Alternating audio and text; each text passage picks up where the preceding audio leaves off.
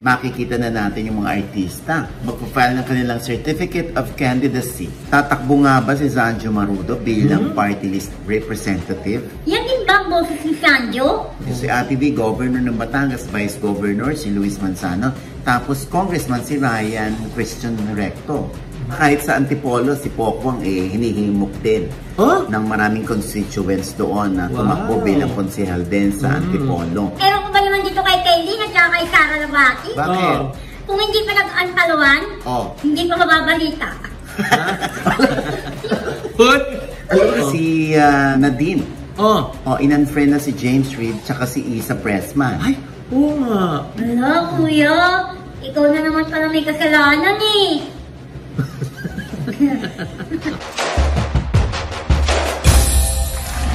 Hello mga ka-update! Ito po ang inyong mga Ito po si Mga Loy! Ito po si Ate Mena. At ito naman po si Papa O.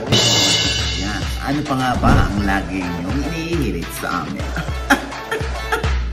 Hey! Ichika mo na! Dali!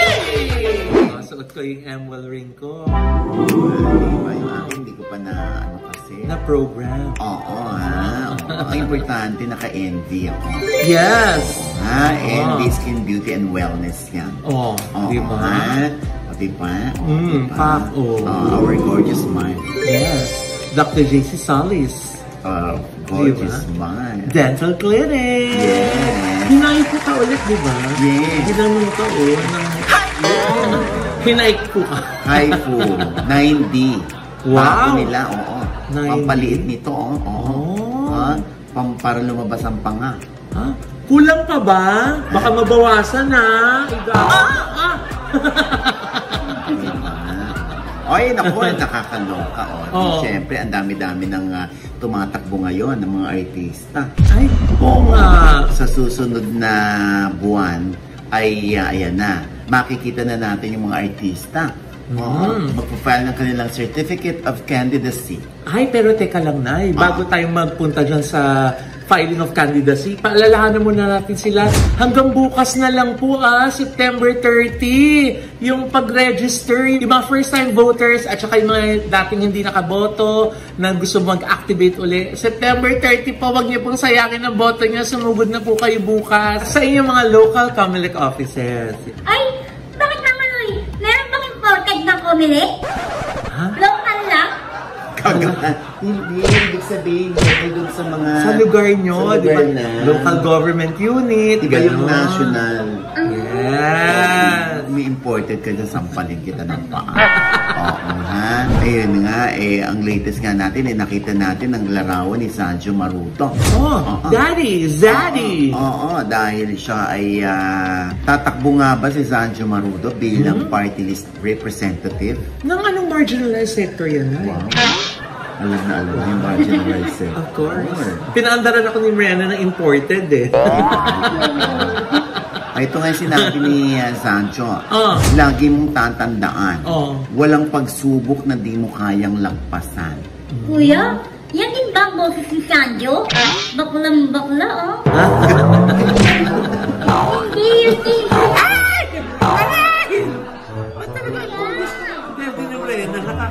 Hindi, binasa ko lang naman. Pero yung nire-represent niya, yung ASAP na party list.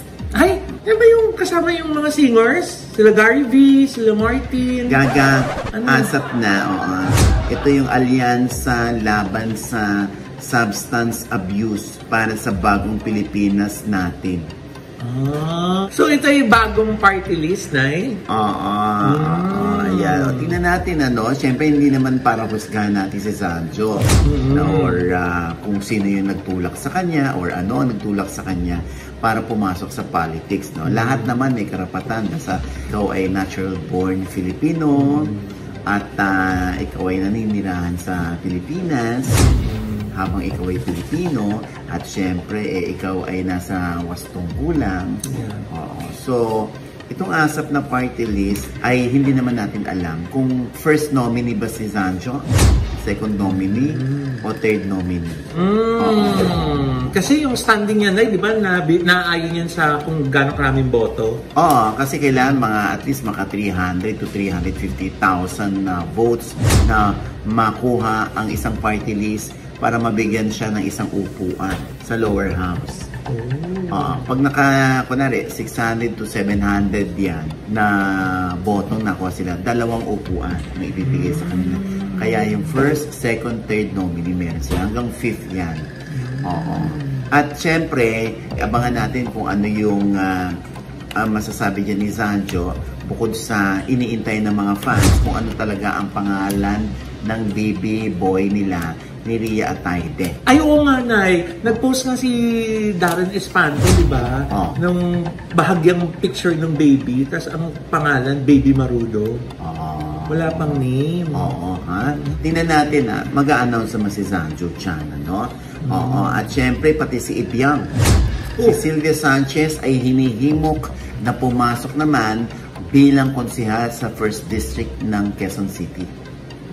Oo, habang ang kanyang anak ay re-electionista bilang congressman naman sa District 1 ng Quezon City, si Congressman Arjo Atayde. So imaginein mo, no, 2 na sila napapasok sa politics kung sakali napapasok si Ibiang, bilang konsehal. Si Zanjo ay manugang na ni Sylvia Sanchez at bayaw ni Arjo Atayde. So posibleng pinag-uusapan talaga nila yan or talagang balak talaga nilang pumasok sa politics, no? At di ba sa Batangas din, tinatanong natin si John Saponco. Oo nga. Yun ang ating correspondent. Kung papasok ba sa politics si Luis Manzano. Ay kasi nga nakikitang bumababa. Bumababa na. Oo. At ang dinig nga natin nung una ay mayor ng Lipa. Tapos biglang nagbago. Vice Governor na siya ni Ate V. Totoo ba ito? Si Ate V, Governor ng Batangas, Vice Governor, si Luis Manzano. Tapos Congressman si Ryan Christian Recto. Pero pwede ba yun? Pag yung Governor at saka yung Vice Governor, magkapamilya? Pwede. Hindi pa yun sa anti-dynasty bill? Hindi. Ang lagi na may kakatwiran dyan for as long as gustong maglingkod, pwede. Ganon. Oo. Abangan natin yan dahil si Ralph Recto ay nananatiling Finance Secretary. At syempre si Aiko Melendez pa rin ay tatakbo sa District 5 ng Quezon City bilang konsehal pa din. Re-election. Akala nila tatakbo si Aiko Congress. Ha? Bakit naman kasi hindi? Yun nga syempre, dyan kailangan magkasundo-sundo sila kung sinong tatakbo. Oo. Ayan, at mapanatag na ang loob ng iba. Apakasipag naman kasing konsehal ng District 5 si Aiko Oo naman. So kuya, sino tinutukoy mong tamad? Wala akong sinasabi. Oo nga, sabi mo sasampalin kita, Mrena. Masipag sila sa Aiko. Oo nga. Saan galing yung tamad? Sa Ano ba pinagkasabi mo? Brenda! Ba't kumapit yung makeup mo sa puti? Hindi naman tamad yun. Aray ko. Gaga ka, tamad. Hindi Kaloka si Brenda. O basta, ayan. Kaloka. Yung mga artista naman natin na election is nakita nyo naman po yung mga track record nila. Pati yung katulad si Ate V na dati nang nagsilbi. Nakita nyo na rin naman po ang track record nila. Kaya naman po, worthy naman po na pagkatiwalaan natin ulit sila. Lalo si Ate V, di ba? At syempre, alam mo ba kahit sa Antipolo, si Pokmon hinihimok din ng maraming constituents doon na tumakbo bilang konsehal din sa Antipolo. Kaya tayo na sa Antipolo. At dooy maligo tayo. Hindi, Tinaglugang taktak yun na. Hindi. Pero syempre, baka naman parang hindi pa rin yata magpupush si Marin Pokmon. Abangan natin, pero ang ipupush niya ay yung kanyang pagbabalik ng kanyang recipe. Napakasarap ng laing, hindi ba? Laing. Tapos yung Ilang Ay! suka. Uy, ano yun? Bakit Suka. Ang sarap ng suka ni Maring Poki. Yes. Oo, in fairness. Tapos yung kanyang mga gourmet tuyo. Yes, yun. Oo, ayan ang mga Sarap. price list. Pwede na raw ho kayo umorder. At sa October yan, ay i-deliver na siya. Apakasarap. Spicy man yan or non-spicy ang laing. Apakasarap. Pati yung alige. Teka na. Ano lang pangalan yan? Mamang Pokwang's Gourmet. Yan, oo. Binago na. Oo, kasi dati Pokli, di ba? Oo. Nawala si Lee. Kaya Pokwang na lang ito. Oo, Yes. ayan, tuloy-tuloy na, apakasarap. Ako na nagsasabi sa inyo, ha? Walang kupas ang laing ni Maring Pokwang. At, Yes. Diyos ko, tikman nyo yung suka. Diyos ko, hihigupin nyo. Talaga? Oo, dahil kahit wala kayong sinawsawan. Ang sarap. Talaga? Talaga. Ganyan kaasin yung mukha pag natikman? Ha? Diba? Doon sa bakit ko nga ba hininto yung negosyo namin, aming Mamang Pokwang's Gourmet. Bakit ko nga ba hininto? Naglilipat kasi kami ng bahay. Ang hirap kasi maglipat ng bahay. Tapos nung inaayos tong bahay na to, nagre-rent lang ako. So, ang hirap naman ituloy pa. So, 1 year din kaming nahinto yung Mamang Pokwang's Gourmet. Pero yung dati, yung Pokli, kailangan talagang itigil yon, ihinto talaga yun. Dahil problema nga kami ni Mr. Opportunista, ni loser. Ay! Hindi, kailangan ihinto kasi nga nagkaroon kami ng problema, diba? So, hindi magandang ituloy na yung mga ganong bagay-bagay. Now, naging Mamang Pokwang's na siya. Nagsarili na lang ako. Which is pera ko naman yun from the very beginning. So, naging Mamang Pokwang's na siya. Nung naging Mamang Pokwang naman siya, gourmet, saglit lang kami nag-operate because kailangan naming ihinto kasi nga walang space at saka nasa loob ng subdivision yung nire-rent ko, baka kasuhan ng homeowners. 'Di ba? Baka ireklamo ako ng mga homeowners. So, nung nandito na kami sa bagong bahay na ito, na nandito yung aming commissary kitchen, yan, mas magandang lugar para sa negosyo. And then, nagkaroon din ako ng problema sa pera. Siyempre, may mga binabayaran ka, 'di ba?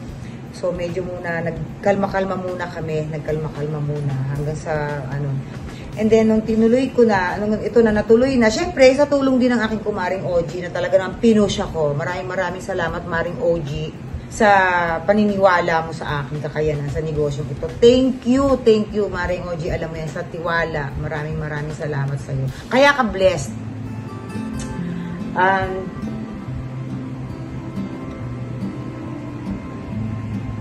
Yun. Maraming salamat, Mare. Isa pa sa nag-udyok sa akin. Naituloy. Si Uge. Yan. Si Eugene. Isa pa yan. Maraming salamat sa inyo. Ito yung mga tunay na kaibigan na dapat mong i-treasure. Thank you so much. And hindi naman para sa akin din ito, iiwan ko din ito kay Malia, kay Ate Lee, diba? Ang sarap lang kasi naghahanap buhay ako sa bahay, kasama ko pa yung mga anak ko, katulong ko si Maymay, katuwang ko yung anak ko. And marami ako mga followers na talagang sumusuporta din dun sa mga paninda po ever since yung unang brand pa lang, andyan na sila hanggang ngayon. Maraming salamat. Ito, tuloy-tuloy na po kami. Tuloy-tuloy na kami. And Mare, sana gusto ko lang din kunin yung pagkakataong ito. Magpasalamat sa aming Mayor Junjun Inares, sa kay Mayora Andeng Inares. Maraming salamat. Maraming salamat po sa pagtulong at paggabay din niyo po sa akin na maituloy ko po itong negosyo namin. Maraming salamat po. Kailangan ko na lang talagang ituloy ito kasi marami na rin naghahanap. At saka ito yung passion ko, yung pagluluto talaga. Alam mo yan, Mars. I love you, Maring OG. Thank you. Tapos, di ba, kinukumpara yung statement ni Pokwang tsaka ni Ay de las Anas. Oo, parang pinagsasabong si Maring Poki at si Maring Ay. Bakit? Sa kanilang mga statement. Kasi si Maring Ay team nanay. Samantalang itong si Pokwang iba din. Sabi ni Maring Ay, no? dahil siya'y team nanay, actually, kung usaping pera yan, sabi nga, pera lang yan eh. Pero yung iluwal ka ng nanay mo, mahirap manganak. Ha? Yung iluwal ka sa mundo, hindi mo naman mababayaran yun. At never mong mababayaran, sabi ni Ai. So, sabi team nanay Yulo siya. Sabi naman ni Maring Poki, para sa akin, no. Hindi responsibilidad ng anak ang magulang. Hanggang ngayon, nagtatalo pa rin sila. Hanggang ngayon ba, kuya? Oo. Wala naman kayo may copy? Kanang maingay kasi pinag-uusapan nga yun ngayon. Oh, grabe. Hindi na natapos. Ba? Ano ka? Hindi. Tapos ito na nga. Basahin mo nga, Loy, yung bahagi ng sinabi ni Elizabeth Oropesa. Yes, ito na yung nasusulat, ha? Masa. Iho ka, Loy. Marami kang hindi alam. Alam mo, parang masyadong matigas na ang puso mo. Sino ba nagturo sa'yo niyan? Hindi ka naman siguro tinuruan ng nanay mo ng ganyan. Kahit ano pang kasalanan ng nanay mo pa rin yan. Kahit gaano kasama ang ina mo pa rin yan. Hihiyain mo yung mother mo, tatawagin mo magnanakaw. Tandaan mo, your cells galing sa ina mo. Hanggang mamatay ka, kahit patay ng ina mo, yan ang tutulong sa health mo. Yan ang reason kung bakit ang galing mong athlete. Tanga. Ay, tanga daw. Sabi Nakakaloka. Ano ba yan? Ba't tanga? Totoo ba sinabi ito ni Miss Elizabeth Oropesa? Hindi. Tangga. Ha? Alma Moreno? Ay, nako. So, iba-iba talaga, hindi ba? Ang mga opinion ng mga tao, no? Nakakaloka, ha? Yung dati yung tatay, yung Shimod Shaquille. Ngayon naman, yung cells niya galing sa nanay niya. Kaya magaling daw siyang athlete. Diba? Yung similya ko, no? Sabi gano'n ng tatay. Ito naman, yung cells mo. Kaya, alam mo, sa totoo lang, no? Siguro ano rin, no? Magtanong-tanong din naman siguro si Kaloy sa mga matatanda. Di ba? Alam, sabi nga ni Maring Ai, kahit anong kasalanan ng nanay mo pa rin yan at yan ang nagluwal sa'yo. Tapos babawian mo ng mga salitang, pinili ko bang isilang sa mundo? Diba? Hindi, may mga ganyan yung mga yung mga iba, lalo na ang Gen Z. Yung ibang Gen Z. Akala ko kay Kaloy galing yun eh. Hindi. So iba yung Gen Z, yun yung rason. Hindi ko naman pinili yun Tapos mayroon pang obligasyon yun naman na aralin ako, buhayin ako. So dito na naman papasok yun, obligasyon nyo ako, paaralin ako, bihisan ako, palakihin ako, pakainin ako. Kasi in the future, ako naman magkakaanak, gagawin ko rin yan sa anak ko. It's the circle of life, di ba na? Pero syempre, kung boomer ka or Gen X ka, talagang babalikan mo pa rin yung nanay mo. Kasi gusto mong maging ehemplo ka ng anak mo. Na-instill kasi sa atin yun nung henerasyon natin. Anyway, comment na lang kayo below, no? Kung ano naman yung inyong pakiwari dyan, no? Ang importante ay andun pa rin yung ating hope na sana magkaayos ang pamilya Yulo. Ako, eto na nga, Diyos ko, pinag-uusapan pa rin naman yung follow-unfollow. Ay, nakakalo. Ano ba ito? Nino ba muna? Dami nagpa-follow eh. Sara Labati, saka si Kailin Alcantara nag-unfollowan. Oo nga, ang dalawang sis, di ba? Tapos, bakit sila nag-ano? Ano bang, wala, super friends sila? Oo, nice. Mga mula nung December, nagkakaroon na ng mga posts sila na nagla-like sila at nagko-comment to each other. Na ang tawag ni Kailin kay Sara Labati ay big sis. Ganon. Na I got your back for life. May mga ganon pa siya mga captions. Tapos nung magazine cover ni Kailin, nag-comment naman itong si Sara Labati na, that's my sis. So, Mama Loy, yun yung bukol niya? Kakat! Sis! Sister!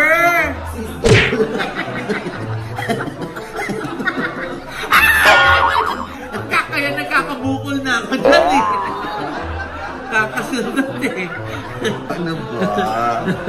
Anyway, nakakaloka. Kuya, ewan ko ba naman dito kay Kailin at saka kay Sara Labati? Bakit? Kung hindi pa nag-unfollowan, hindi pa mababalita.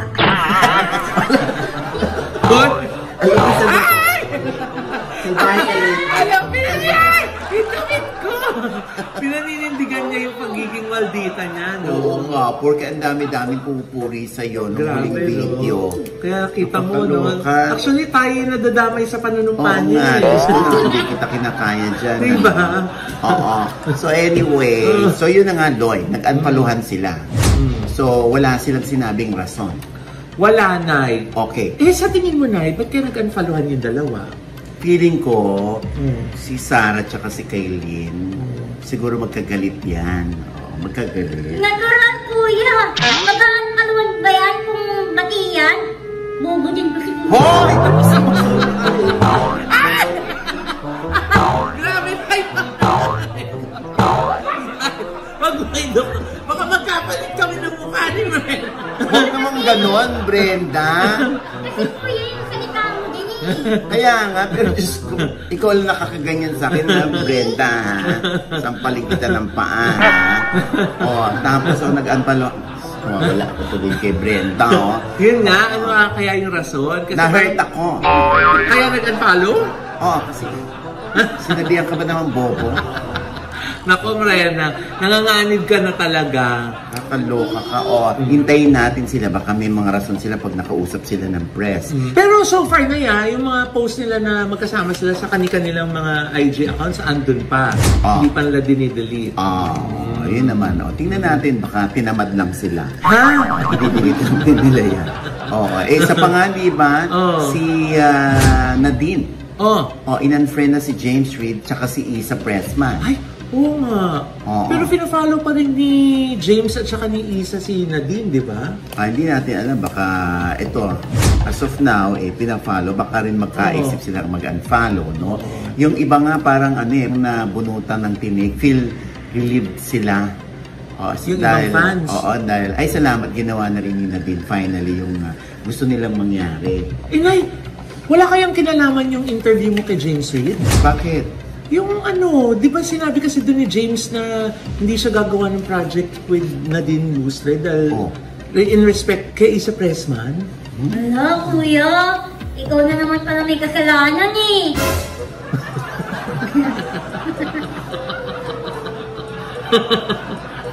Ikaw pala, Nay.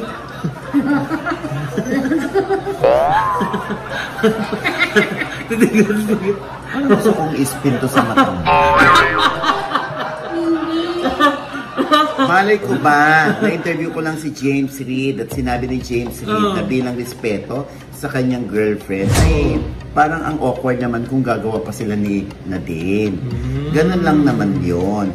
At ang nakakaloka rito, pansinin mo ha, may in-unfollow din naman ako artista pero hindi na nabalita.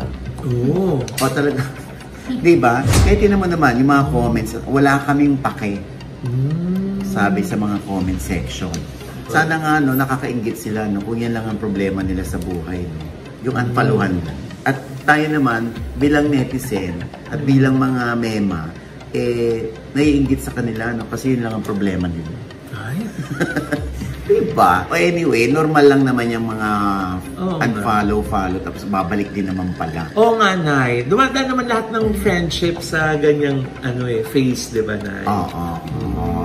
And with that, mga kaibigan, ito po ang inyong mga lingkod. Ito po si Mama Loy, mga nanonood po sa akin na hindi pa namin subscriber. Please subscribe now na. Click niyo po yung subscribe button na nandiyan sa ibaba. Siyempre pa ang kanya-kanya naming channel. Yes, sana manood at mag-subscribe po kayo sa channel ko. That's Mama Loy, M-A-M-A-L-O-I. At nandyan po, nakapost na yung aming pong bagong makeover. Ang London apartment inspired na condo unit po. Sana po maibigan po niya sa Mama Loy po yan. Thank you so much. At dahil sa ating magpasalamat sa Nail Cocktails. Ang bongga ng aking nails for our nail care ni Nanay. Di ba? Yes, Nail Cocktails sa Tomas Morato po yan. Sa tabi ng Headway Vera Salon. Para sa kanila mga hair at sa aming treatments. Bongga. Diba? At para naman po dun sa mga nurses na NCLEX passers, ayan po. Preferably po yung mga meron ng New York license or merong US tourist visa. Lalo kahit nandito sa Pinas. Yes, basta may US tourist visa. Yes, pati pa yung ibang pang other NCLEX passer nurses po ay welcome mag-apply po sa White House Cares. Ayan. Yes, yung White House Cares po, yung nagde-deploy po ng mga nurses at iba pa mga medical staff, di ba, sa mga nursing homes, sa mga hospitals, diba yan? So, makatitiyak po kayo na may trabaho naghihintay sa inyo, Oo, diba? ayan, sundan nyo lang or i-follow nyo lang ang fan page ng White House Cares. O Yes. kaya, itong kanilang contact number. At yung email address po nila, ayan sa baba. Oo, ayan. At syempre pa, nabanggit na rin lang natin yan, ano, si Sir Romer Gutierrez Haso ng RCC Staffing Solution USA. Para sa mga teachers, Sa teachers naman yan. Yes. Sa Diba? teachers naman yan, yung mga teachers natin naririto sa Pinas na gustong mag-abroad, basta may 2 years experience kayo sa pagtuturo. Yes. No? Ay, nako, qualified kayo. Basta dyan lamang kayo mag-message sa RCC Staffing Solution USA. At saka, syempre, kapatid din yan yung JustCorp.